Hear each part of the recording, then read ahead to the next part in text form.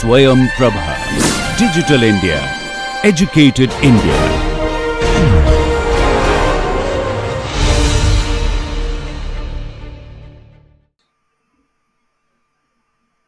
Okay, remember that this is a yellow edge, that is, this yellow edge is present in the matching M, which is another stable matching which is not output by our algorithm. Our algorithm outputs MA, right? So now we should ask where is this AJ's yellow partner, because AJ should also be matched in that yellow matching, because we already said that if it is a N cross, so we'll ask, can it be left unmatched in the yellow matching? We know that in fact if it is a complete list, nobody can be left unmatched, but even for the moment if it was not complete, what do we know about the preference list of BK? AJ is unmatched in the yellow matching. BK prefers AJ over AI. Therefore, the edge AJ BK will be a blocking pair with respect to that matching, the yellow matching. Therefore, what we have concluded is that AJ cannot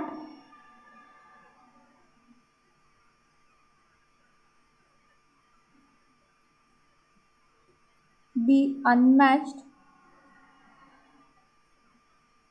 in the yellow matching, which is M, right? Okay, so then it has a partner, it has a yellow partner, right? Can the yellow partner be BK? BK is already the yellow partner of AI, therefore it can be a partner of only one person, therefore it cannot be BK. So it has to be somebody other than BK. And with respect to the preference list of AJ, its yellow partner, so this is B, so this is not the yellow partner, sorry.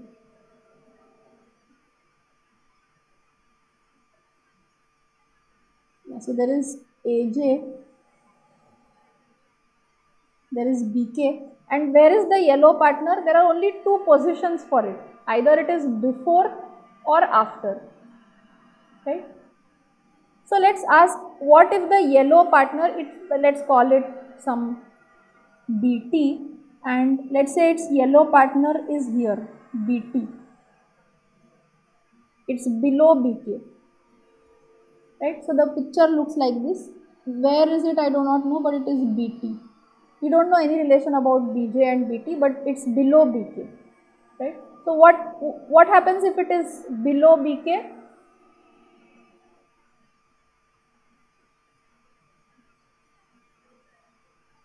Sorry, yeah, please raise your hand and say, yeah.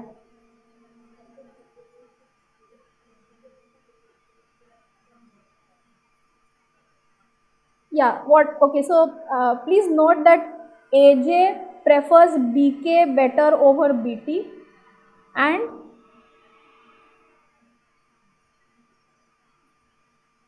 BK prefers AJ better over its yellow partner. So now what can we say about the yellow matching?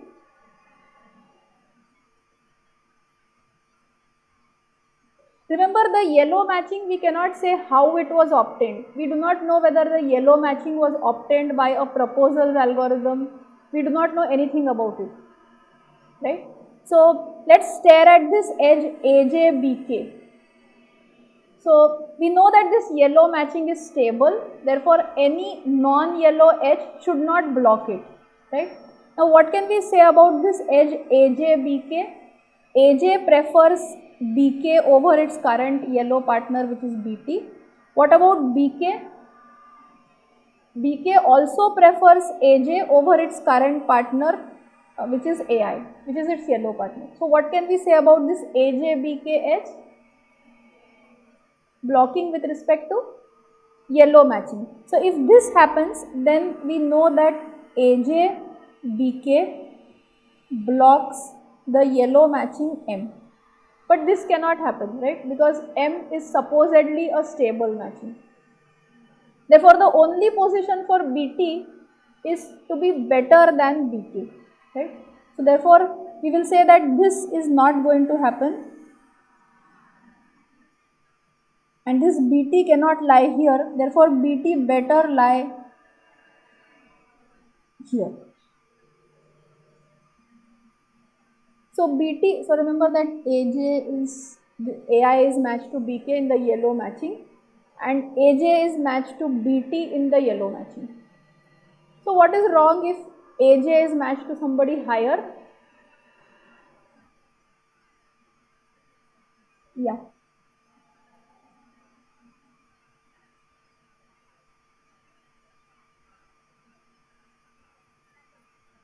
So again, we do not know that age, how the yellow matching was obtained, so we cannot say anything about proposals and so on.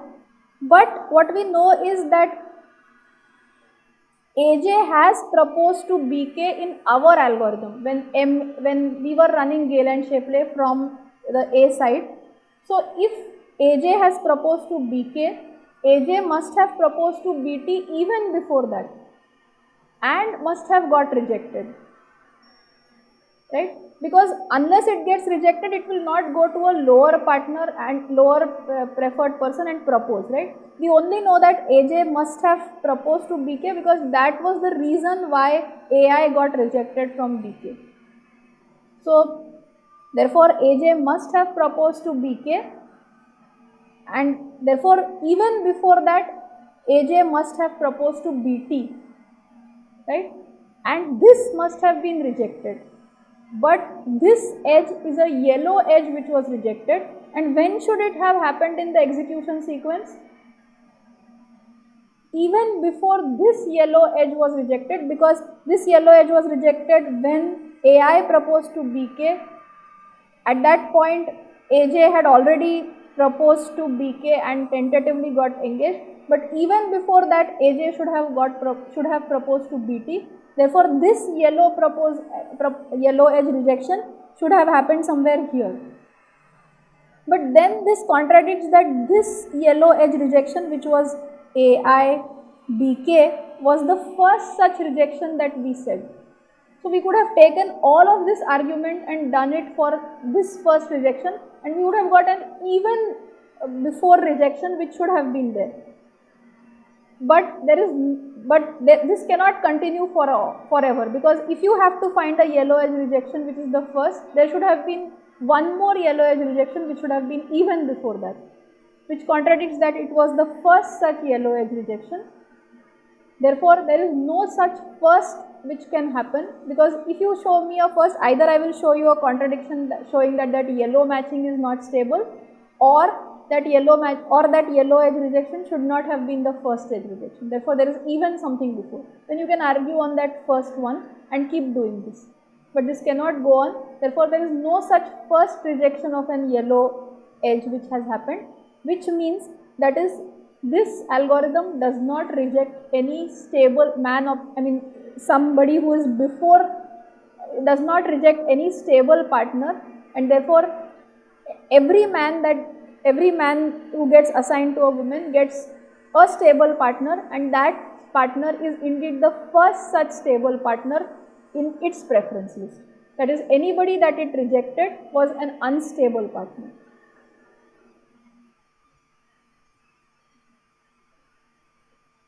So I will just repeat the outline of the proof. We assume that there is an execution trace of the A proposing algorithm. We did not assume anything about the order in which the A is proposed. We said that any order is okay, but we know that it is a stable matching. Therefore there cannot be a blocking pair with respect to MA that we output.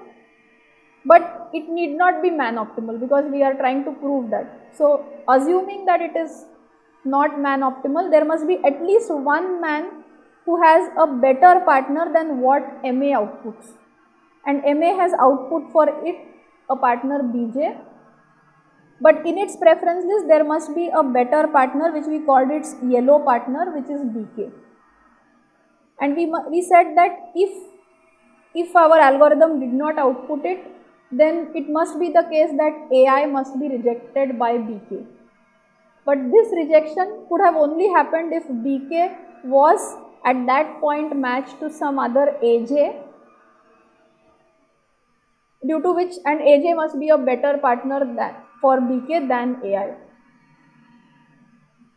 So we ask the question, can AJ remain unmatched in the matching which is the yellow matching, which is M, which is also a stable matching. But we said if it remains unmatched, then the pair AJ-BK blocks that stable matching. Therefore, it cannot remain unmatched. Therefore, it must have a partner. So we call the partner BT and we look for its place in the preference list of AJ.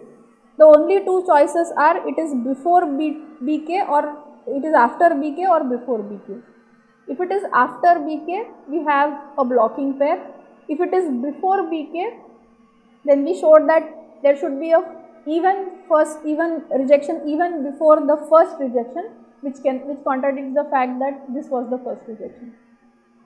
Therefore, there is no such first rejection, and therefore the Gale-Shapley algorithm run from the man proposing side does output not only a stable matching, but for every man it outputs the best possible stable partner, which is called its man-optimal stable partner.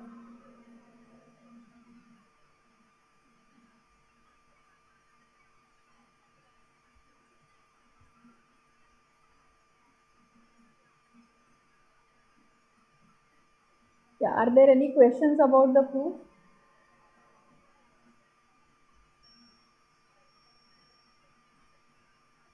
And in fact, you can turn this to show that for the B proposing side, you will get a woman optimal stable partner for the women.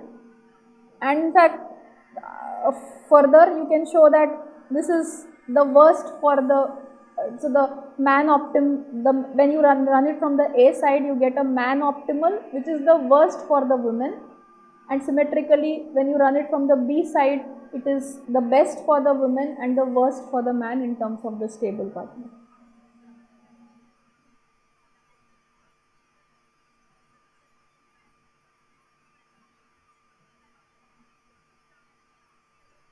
Okay, so are there any questions about anything related to this, anything?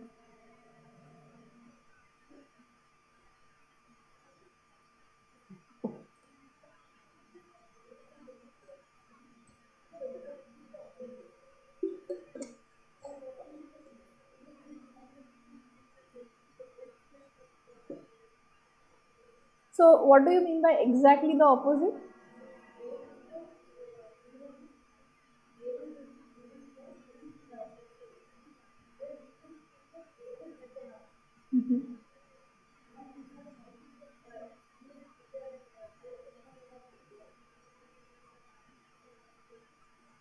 Am I? Sorry. Yeah.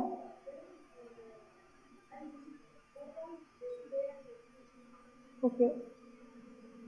So her question is that what happens if A's have preferences in which they list, let's say for the sake of concreteness, A1, A2, A3 have B1, B2, B3 and so on, and then BI's list AI's as their last choice, right?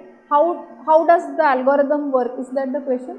Yeah, so what did we say about the algorithm? We did not make any claims that it will output I mean, what we said is that even in the worst case, every man will have to at most look at every woman in the preference list, which we are allowing it. So after order n squared proposals, the algorithm is going to stop, which is true for this case also, which depending on the remaining order of the preferences, it will matter.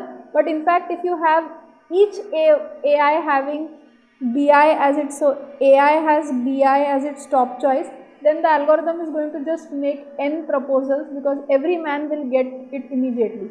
But I think you may have a different system in mind where it can go on for a long time, but what we are saying is that even if it goes on for a long time, it is bounded by n squared, and it will always output a stable matching, and if you run it from the A side, it will output a man optimal stable matching. Okay. So in the break, there were some nice questions that some of you asked me about what happens if there are two things. One, that there are unequal men and women. So we have N1 men and N2 women,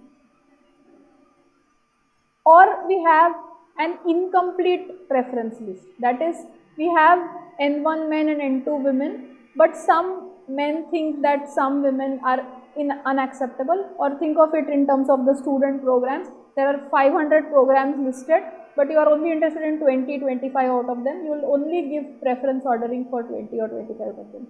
And typically there is not enough number of programs for the number of students, assuming that every program takes one student each. Right? So this is called as incomplete list.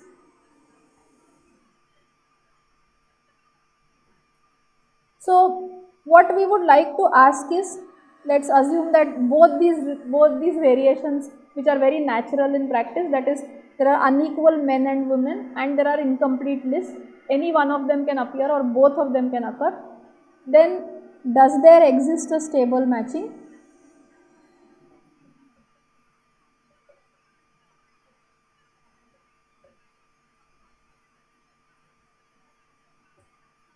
How do you compute it?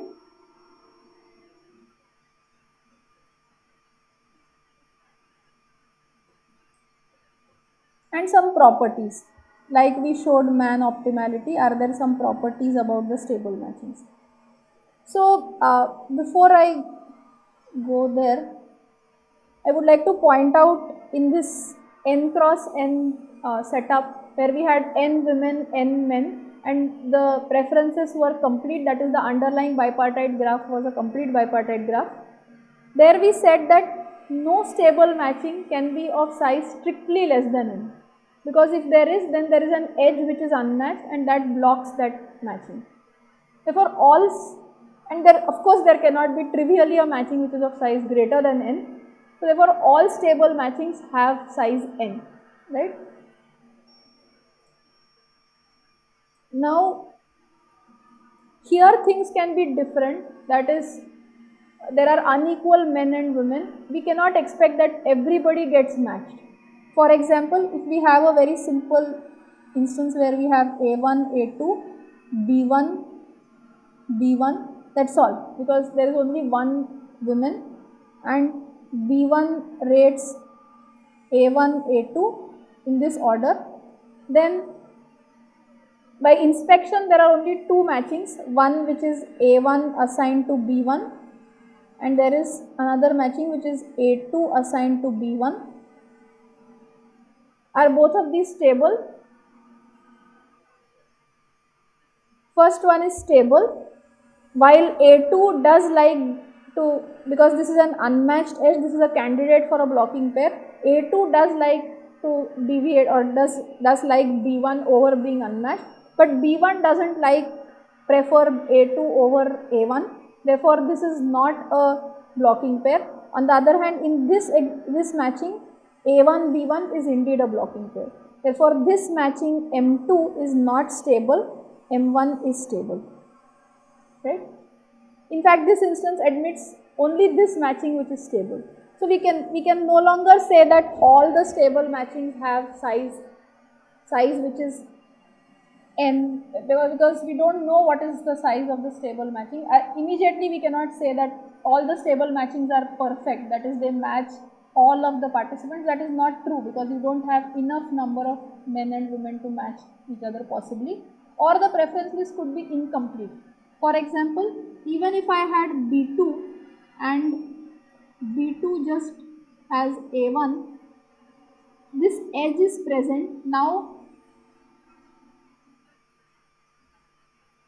yeah, so this edge is present in the graph. Now let's ask, what is a stable matching in this? So this is the example instance. A1 still likes B1 over B2 and A2 likes B1 alone. So this edge is missing, that is, this is incomplete list while the sets are of equal size. So let's ask, which one is a stable matching? In fact, now this matching can be augmented to have even this edge.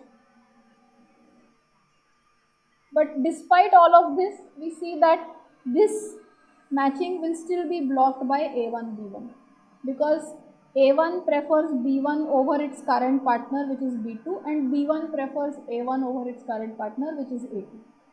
Therefore, despite having equal sizes of the sets, we have only this matching, which is not the largest size matching that you can compute, because the maximum cardinality matching, in fact, if we forgot that there were preferences and we want this large size matchings, then you could have done this yellow matching, which is of size 2, which is also M2. Right? So the stable matchings need not be of maximum size if you have incomplete lists. Right? This is a deviation from what we had earlier, where we had stable matchings were of perfect size, that is, it is the largest size possible. Okay, so now we would again like to go back to our questions. Does there always exist a stable matching? How do you compute it? These are computational questions first. And what is the gut feeling? Will there be examples where there is no stable matching? So now we are allowing these things, unequal men and women, incomplete lists, because those are the things that appear in practice. These are naturally occurring things.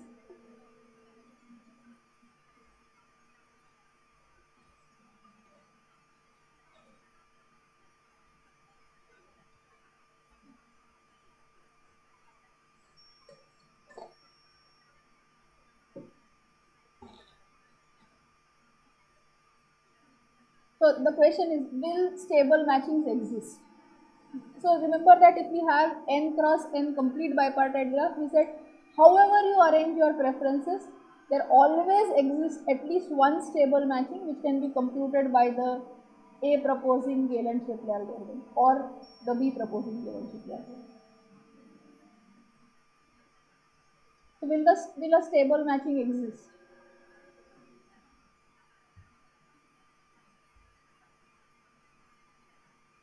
Yes, no, yes. Anybody know? Okay, so how do you compute it? If you think that it will always exist, how do you compute it?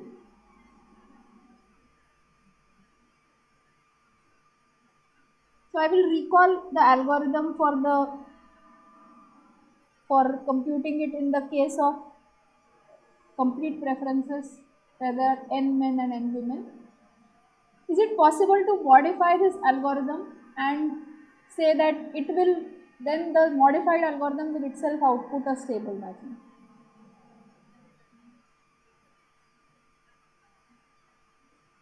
So maybe an example here, this we can run the Gale-Shapley algorithm in this example. So A1 proposes to B1 and this proposal is accepted. A2 proposes to B1 and this proposal is rejected because B1 thinks A1 is better ranked than A2. At this moment, A2 is unmatched, so the old Gale-Shapley algorithm cannot terminate. But is there anything more to do? Because the only person who is possibly going to, who should propose is A2, but A2 does not have anybody else to propose to. Therefore, at this moment, we should just stop our algorithm. That is, we should say that either while there is an unmatched man and the unmatched man has some women in its preferences to whom he has not yet proposed. So while there is a proposal possible from an unmatched man, we continue the running the algorithm. And if we just make this small change to our algorithm, even if there are incomplete lists or if there are unequal number of men and women, as long as you fix the proposing side, keep executing the Gale-Shapley algorithm, as long as there is an unmatched man who has some women in its preference list to whom he can propose to, we will go on and make that proposal. If the proposal gets accepted, well and good. It rejects some other man, in which case he goes and proposes. As soon as every unmatched man has exhausted its preference list, we stop the algorithm, right? And using a very similar technique to what we had what we use for this for showing that it outputs a stable matching. In fact, we never made use of the fact that the preferences were complete. We just said that if there is a blocking pair, now the only thing we should say is that that man could be unmatched. So we will say that if there is a blocking pair AB at the end of the algorithm, the man A could be unmatched or the woman B could be unmatched, right? So let's assume without loss of generality that A is unmatched. So if A is unmatched, A must have exhausted its preferences. Because if B was still there in its preferences, the algorithm could not have terminated. Therefore, A must have proposed to B, but B must have rejected A for some better partner, A prime. And later on, the final partner of B need not be A prime. It could be some A double prime, but it is always better preferred than A prime. Therefore, AB cannot be a blocking pair. Similarly, you can argue that if B was unmatched, we could argue that this, if a woman cannot remain unmatched if we are using the man proposing algorithm, right? I mean, as long as there is an edge in the graph. So, the same Gale-Shapley algorithm with a small tweak will output a stable matching. In fact, it will be a man-optimal stable matching. And now we know that, I mean, the same proof, again, we never made use of the fact in the proof where we proved that it is a man-optimal stable matching, that the preference lists were complete. So the same proof applies and we'll get a man-optimal stable matching if we use the man proposing algorithm. So what we will now show is a nice property about these incomplete lists or unequal number of men and women.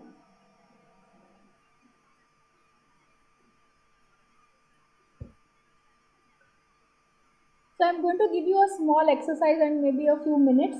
So what I want you to do is you should take some maybe 3 men, A1, A2, A3, and maybe 2 women, and arrange preference list in some order such that you have 2 stable matchings in the instance. Remember that you can certainly output 2 stable matchings by doing a Gale-Shapley from the A side and from the B side. So what you should do is have 3 men and 2 women and come up with a preference list such that the instance admits 2 stable matchings which are different.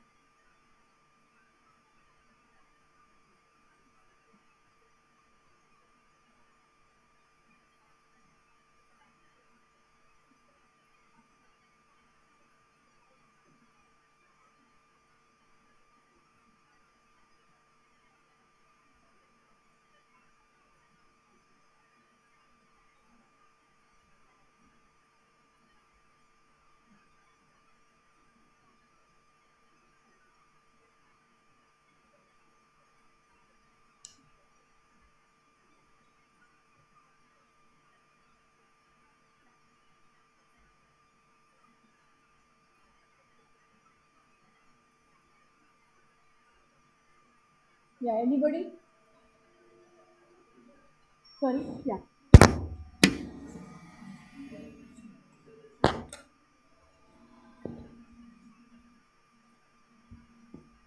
So you have 3 men and 2 women. Okay. So I will call them A1, A2, A3 and B1, B2. Let's solve it. Yeah. B1, B2, okay, B2, B1, B2, B1. Okay, so in this case you have complete preferences because it's a complete bipartite graph. That's fine. Yeah. Sorry. A2, A2, A1, A3, A1, A2, A3. Right, so we should just make sure that it is consistent, but it is in this case because it's a 3 cross 2 bipartite graph, and it's a complete bipartite graph in this case. If we have incomplete list, we should make sure that if I have listed in AI's preference list BJ, then in BJ's preference list AI should be listed at some place, right? You should have that edge properly listed. But this is anyway a consistent system. So let's run the Gale-Shapley algorithm. So if I run Gale-Shapley, I will get A1 B1, A2 B2, and A3 will apply to B, or propose to B2, and B2 at that moment is going to so it is going to reject A3's proposal, and therefore this is the matching MA, right? And in this A3 is unmatched, right? So A3 remains unmatched in this matching. So I will use this null. So this is MA. And we'll also try running it from the B side. So B1 proposes and it gets assigned to A2, and B2 proposes and gets assigned to A1, and at that moment the algorithm stops, right? So therefore I will just write it as A1 B2 and A2 B1, this is 2, and A3 still remains unmatched, right? So this is MB. So everybody agrees that this is the execution of the algorithm? Good. So does anybody have a significantly different example? Anybody has any other example?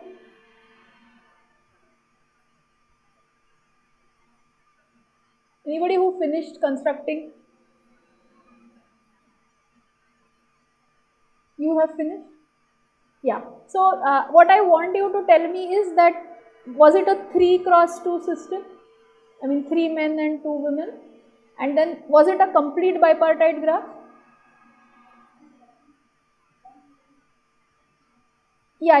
So one man will remain unmatched, that is clear because that is correct. But in your system, do you have 6 edges?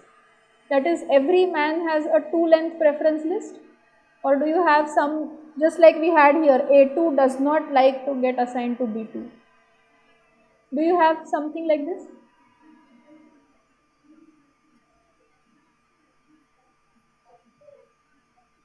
B1, B2. So only the preference list is different.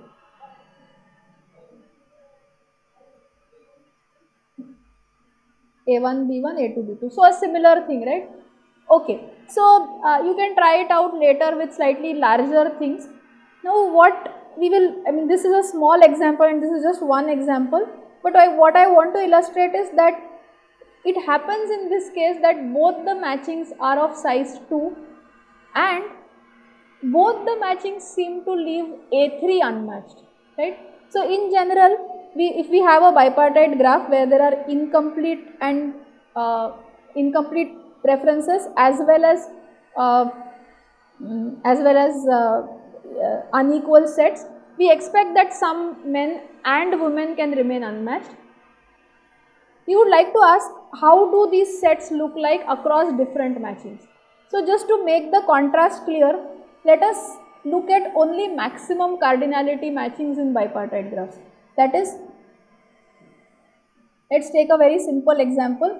So this is a simple example where there is A1, A2, B1, but there are no preferences, right? So I just want to compute maximum cardinality matchings. So there are 2 matchings, M0 and M1, and these are A1, B1 and A2, B1.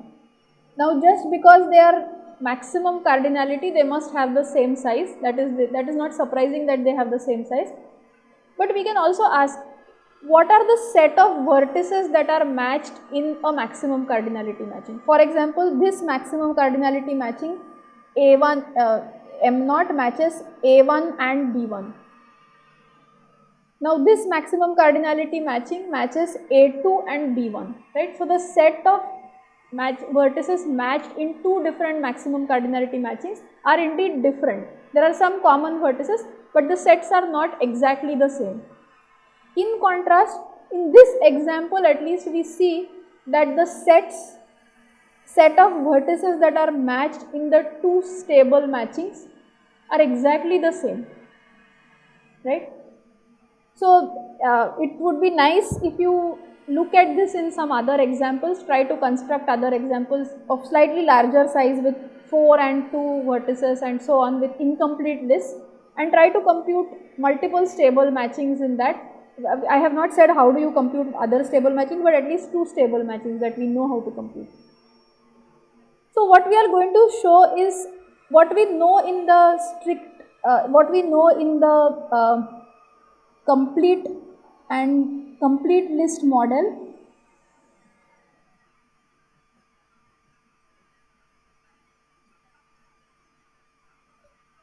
and equal sizes model, that all stable matchings have size n, right? That is, they are perfect and they have size n. Now we have incomplete lists and unequal sizes. We will show the similar result, that is, they need not be perfect, we have seen that, but they will be of the same size. And so we will say that all stable matchings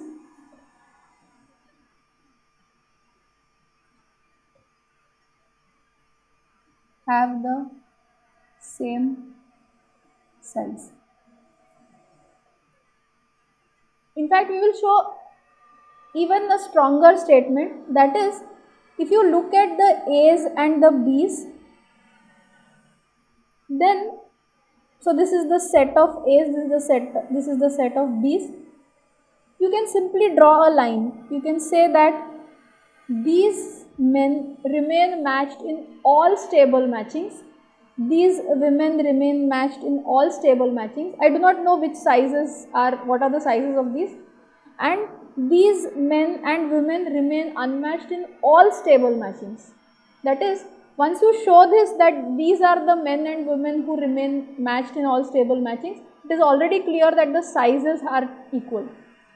The sizes are equal doesn't immediately say that the set of men and women that get matched in all stable matchings are equal. Just to repeat this, the sizes of two maximum cardinality matchings must be equal, but the set of vertices that are matched in two different maximum cardinality matchings may be different. Like it happens, that is, A1 gets matched in one of them versus A2 gets matched in another, right?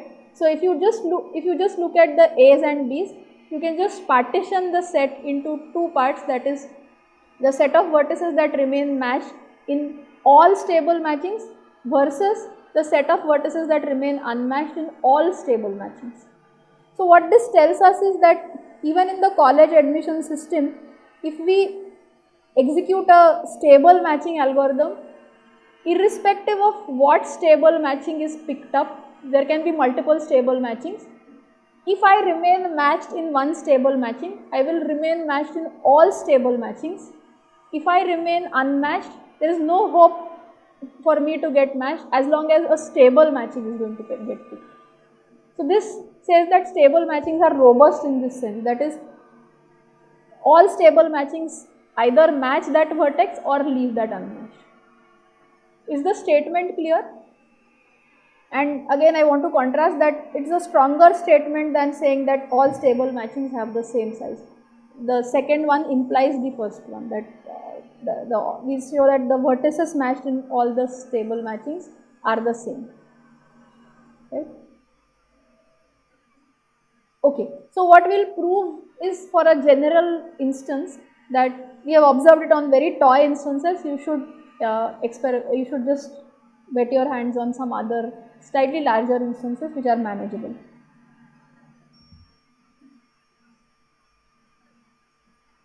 Okay, so if the instance admits, yeah.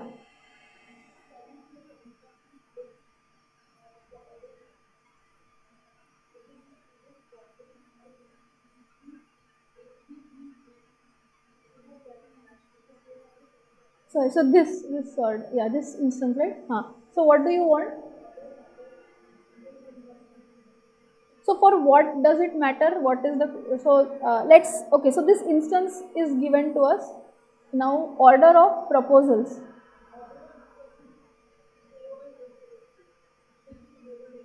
for the Gale-Shapley algorithm. Let's do that. So that's going back to the question that does the proof apply for incomplete list? That is, the order doesn't matter. So let's see. So what is your claim? So if I take A1, what is your order? Okay, so let's do that order. So A1 proposes to B1, A3 proposes to B2, and then A2 proposes to B2. At this point, what will happen?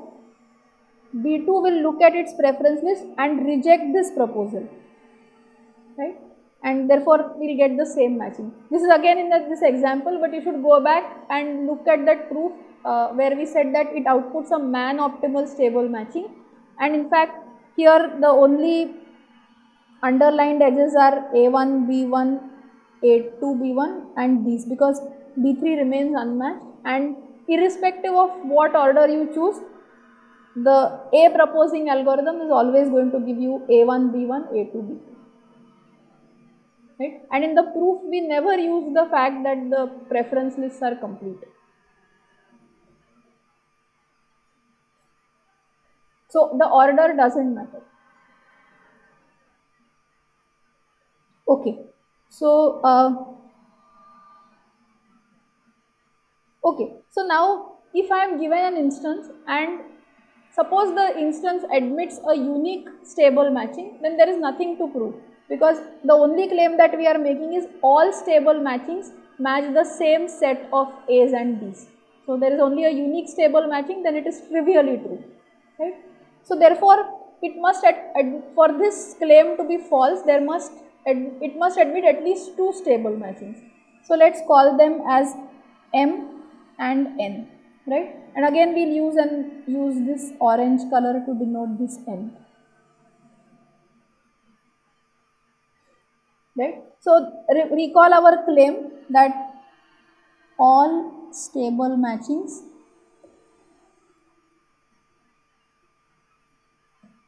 match the same set of vertices. So that is A's and B's. Once you show this, it implies that it has the same size. Okay, so if this statement is not true, then there must be some witness, man or woman, which gets matched in M and remains unmatched in N, or vice versa, because otherwise there is nothing to prove. So therefore, we will assume that there is a man A which remains matched in M but does not get a partner in N, right? So we will look at its, so we will call it A1 just so that we can proceed with the argument. So A1, remember that it has an M partner. I will not draw the wiggly edges. This purple edge is in fact black, whatever. This black edge is in fact a edge which is a M edge, right? So it has a partner. We will call it B1. But I cannot draw an yellow edge incident on it, because we have assumed that A1 is matched in M and unmatched in N. You could have done this for a woman, but doesn't matter, it's symmetry. And what do we know about M and N? These are two stable matchings of this instance. So let's ask, can this woman B1 be unmatched in the matching N? That is, it does not have an yellow edge incident on it. Suppose it happens, then what can we say? So there is no yellow edge on B1.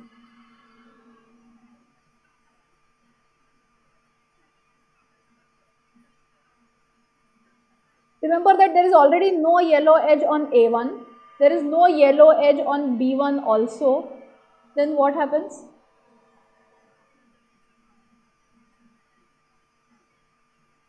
Can this happen? So both A1 and B1 are unmatched in the yellow matching N. Then what can we say? The edge A1 B1 blocks, because A1 is unmatched in N, therefore it prefers B1 over its current partner, which is no partner in the yellow matching. Similarly, if B1 also doesn't have a yellow edge, then B1 also prefers B1 also prefers A1 over its current partner, which is unmatched. Therefore, this A1 B1 is a blocking pair for the yellow matching if there is no yellow edge on B1. So therefore, it cannot happen that B1 does not have an yellow edge. B1 better have a yellow edge, right? Otherwise, we will have a blocking pair with respect to the yellow matching, which is also a stable matching, which is claimed to be a stable matching. So therefore, we draw the yellow edge. Now this yellow edge cannot go to A1 because we know that A1 does not have an yellow partner, right? Remember, two matchings can have the same edge, but in this case it cannot come back to A1. So therefore, it must be some other vertex A2. So also note that if you look at A1, we can also ask, amongst M and N, which matching does it like, which matching does it prefer, rather than asking about the partners, because its preference over the matchings is determined by its partners in the matching. So it gets no yellow partner versus it gets a black partner, therefore it likes the matching M, right, because it gets some partner at least. So this likes the matching M. Now let's ask, what can we say about, we know that B1 certainly has a partner in the yellow matching. What can we say about the preference order over between A2 and A1? Which one does B1 like? So does it like A2 or A1? So suppose it likes, suppose this vertex also likes its M partner, that is A1 over A2, then this edge will be a blocking pair for the yellow matching again. Therefore, it cannot happen that it likes its black partner, which is A1. It better like its yellow partner, which is A2, right? So we will write beside it that it likes its yellow partner, right? That is, it prefers the matching N over the matching N. Now we should again ask, can this stop? Can this story stop here? Cannot stop, because again, if you do not have a black edge incident on this A2, then A2 will like the yellow matching over the black matching or the M matching. Therefore, this edge will be a blocking pair for the black matching. Therefore, it must have a black edge, and we will take that and write it as B2 and keep going, right? So now every time I write on the left side the men, I must write that it prefers its M partner, because if both of them prefer their N partner, then that becomes a blocking pair for the black matching. If both of these prefer their M partner, then that becomes a blocking pair for the N matching or the yellow matching. Therefore, I must write an N here, right? So this is how it looks like. Now, how long should I continue this? So I can keep going, I can draw an yellow edge here and so on. Now, can it come back? So if I have to let it come back, so remember that the set of men and women are finite. So I cannot keep going along this, it has to halt somewhere. Maybe it will come back to some place. So can I draw some black edge like this and complete the story?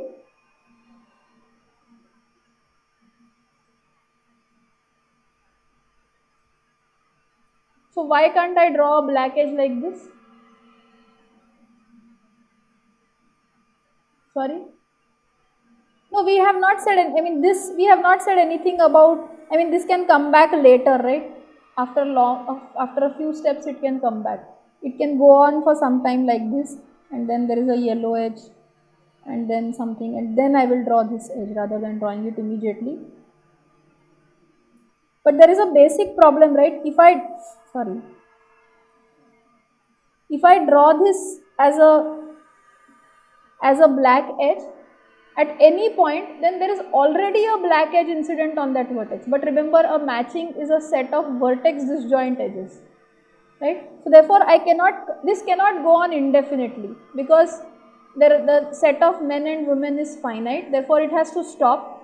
So if it has to stop, I can neither stop here nor stop at a man nor stop at a woman, with leaving them unmatched, because then that becomes a blocking pair for either of the matching. So therefore I cannot stop with just on one side. So therefore it has to come back, and it cannot keep going forever, because there are finite set of men and women. Therefore it must come back. So if it comes back to an old woman that we have visited, then we know that that woman already has a black edge, and you are drawing two black edges, which violates the fact that it is a matching. If I try to finish it here and draw a yellow edge, then I will again have a problem that on some A vertex I will have two yellow edges, in which case that again is violating the definition of a matching. Then should I draw a yellow edge here?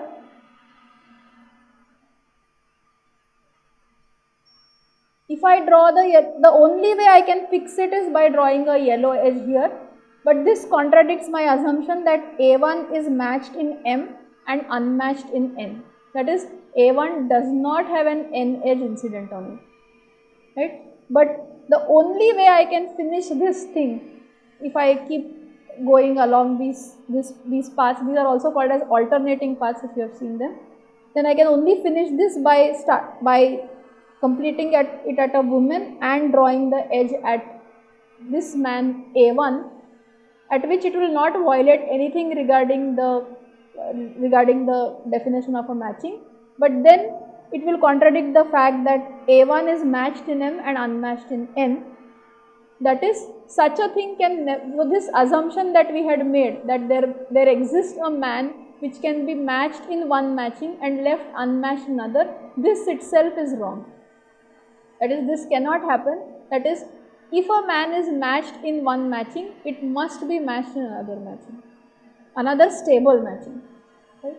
The same holds true for a woman. You could have started this argument with a woman, and therefore the set of men and women who are matched in all the stable matchings are exactly the same, and therefore the set of unmatched men and women is also exactly the same. So I'll stop here now. You have, yeah.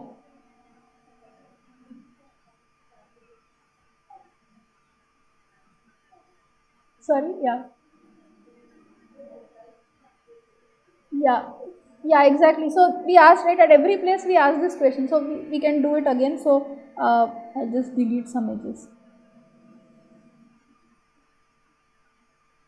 Yeah, so we can ask this question.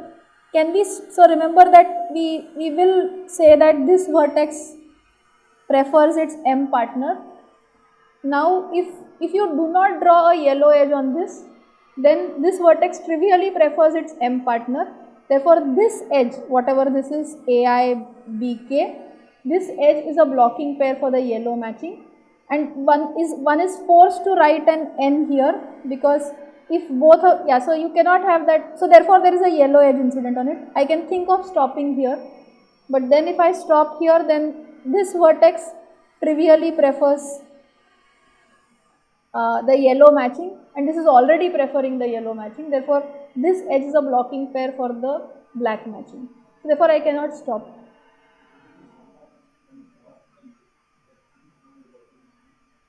Yeah, that is what. So now so remember that it should be a black edge, because I cannot draw a yellow edge. If I draw a yellow edge, there are two yellow edges.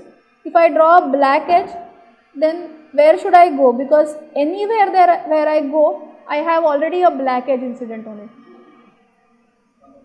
Yeah, so that below is, I mean, I'm just, if it is a new man, then I can draw it above, right? And then continue the story. Below is, I mean, it's not in the order of preference. It's just saying that, is it a new man that you're, new woman that you are seeing? Then I'll draw it further. If I just want to go to a woman that I have seen earlier, I cannot draw that edge because then it violates the matching. But then, yeah, I can go to a new woman, but then again I will ask, whom do you prefer? So I am forced to write M here and N here again. Is it okay? Any question? Yeah. So we'll stop here for now, and in the afternoon, Prajakta will show some very nice properties about the strategic issues. So we have completely avoided talking about what can the participants do if they want to get better partners than what they get by reporting their true preferences. So Prajakta will talk about that, starting with some very nice stuff. Yeah.